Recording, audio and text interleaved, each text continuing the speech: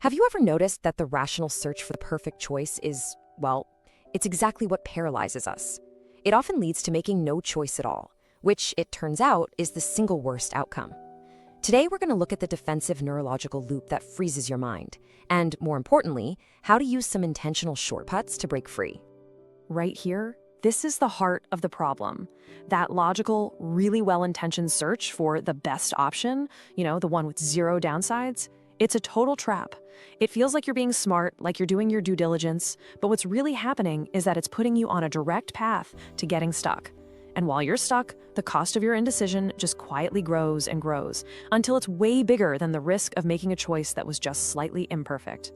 So, okay, let's move away from the theory and talk about the feeling itself. Because this isn't just some abstract idea, is it? It's a deeply frustrating, completely exhausting experience.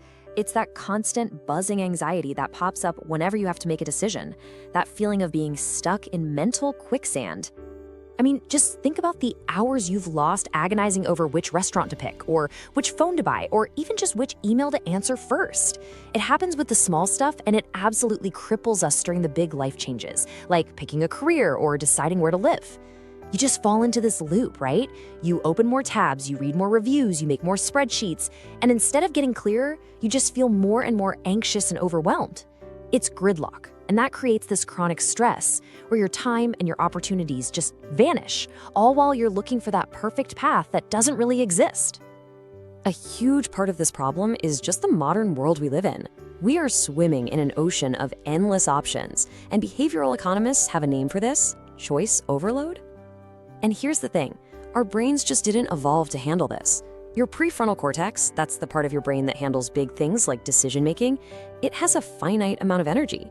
So when you give it too many choices, it's kind of like asking a muscle to lift a weight that's way too heavy, over and over and over. Eventually, it just gets exhausted. This leads to a very real state of decision fatigue, where the psychological cost of just making a choice feels way higher than any benefit you might get from it. Now, this is where it gets really interesting, because it turns out there's a fundamental split in how people even approach making a choice. On one side, you've got the maximizers. These are the folks who feel compelled to find the absolute, undisputed, best possible option.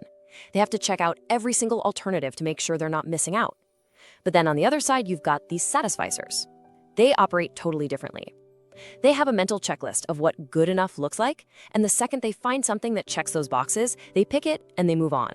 And as you can probably guess, it's the maximizers who are way, way more likely to get stuck in decision paralysis, because that hunt for perfection is just a recipe for endless analysis. And, you guessed it, exhaustion. So what's really going on under the hood for the maximizer? Well, it's this crippling fear of regret. It's not just about finding the best thing, it's about avoiding the intense emotional pain of picking the wrong thing. It's that awful, gnawing feeling of buyer's remorse, or thinking about the opportunity cost, all the potential good stuff from the other doors you didn't open.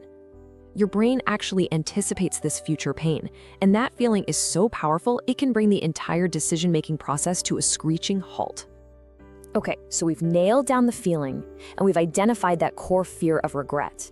So now let's actually map out the exact neurological process that creates this feeling of being stuck. This isn't random. It's a predictable, repeatable system, and it's called the Cognitive Avoidance Loop. So here it is. This is the map of that internal battle. And just understanding this four-step loop is powerful because it takes the problem out of your head and puts it on paper. It shows you it's not some personal failing. It's a rigid system that's designed to trap you. So let's walk through it. It all starts with step one, the overload trigger. You're faced with way too many options and your brain just signals, "I'm overwhelmed." That kicks off step two, the maximizer search. Your brain starts this exhaustive but ultimately unproductive research mission. It feels like you're being productive, but it's really just a way to avoid the discomfort of actually committing. And that leads to step three, the emotional checkmate. Your amygdala, the brain's fear center, it just lights up, calculating all that potential future pain of regret. And finally, you get step four, the paralysis default. Your brain, now totally drained of energy, just defaults to the easiest option, which is doing nothing at all. And this system is tragically brilliant. It does its job perfectly. It successfully helps you avoid that immediate threat of regret. But it comes at the ultimate cost of zero progress, zero output. You're just stuck on a treadmill, running as hard as you can, but going absolutely nowhere, all while the clock is ticking. All right, let's dive into the science for a minute to really understand why this loop is so dang powerful. There are some really deep-seated biological reasons why our brains get stuck like this. At the core, neurologically speaking, is this idea of ego depletion. Like we said, your prefrontal cortex is crucial for weighing risks and making conscious choices, but you really have to think of it like a battery. Every single decision you make, big or small, it drains a little bit of that power. So when you're facing choice overload, you're basically forcing your brain to make hundreds of tiny micro-decisions just in the research phase alone. You burn through that entire battery before you even get to the finish line of making a commitment. You are literally too mentally exhausted to pull the trigger. Now, this right here visualizes a huge concept from the Nobel laureates Daniel Kahneman and Amos Tversky. It's called loss aversion. Their research basically proved that the pain of losing something is psychologically about twice as powerful as the pleasure of gaining that exact same thing. So when you're making a choice, your brain is laser focused on what it feels like it's losing with all the other options. And that amplified pain of loss can so easily outweigh any potential gain, which makes doing nothing at all feel like the safest, smartest bet. And this just perfectly captures the false logic our brain uses to justify being paralyzed. See, inaction gives you this immediate but totally false sense of safety. It's a temporary break from the anxiety. By not choosing, you get to keep the fantasy alive that the perfect outcome is still out there. You haven't failed yet. You haven't closed any doors. And that feeling of relief, it reinforces the whole avoidance behavior, making you even more likely to get stuck in the exact same loop the next time. Okay, so we understand the loop, we get the science behind it. And that is so important because you can't fight a system you don't understand. So now let's get into the good stuff. Practical, structural strategies you can actually use to escape. And this isn't about trying harder or just telling yourself to make a decision. This is about changing the architecture of the problem itself. Before we jump into the full toolkit, I want to give you one powerful mental shortcut. It's the 70% rule. This simple number is designed to fight back against that paralyzing need for 100% certainty, which, as we've seen, is really just an illusion anyway. To beat paralysis, you have to change the environment of the decision. So we're going to focus on 3 key strategies here. First, we're going to impose artificial scarcity to cut down on that cognitive load. Second, we're going to adopt the rule of satisficing to get out of that maximizer trap. And third, we're going to use that 70% rule to totally reframe your relationship with regret. All right, let's break these down. First, impose artificial scarcity. This is non-negotiable. You have to aggressively limit your options. Picking a restaurant, only look at 3. Researching a new laptop, set a 30-minute timer, and that's it. You are engineering the environment to protect your brain.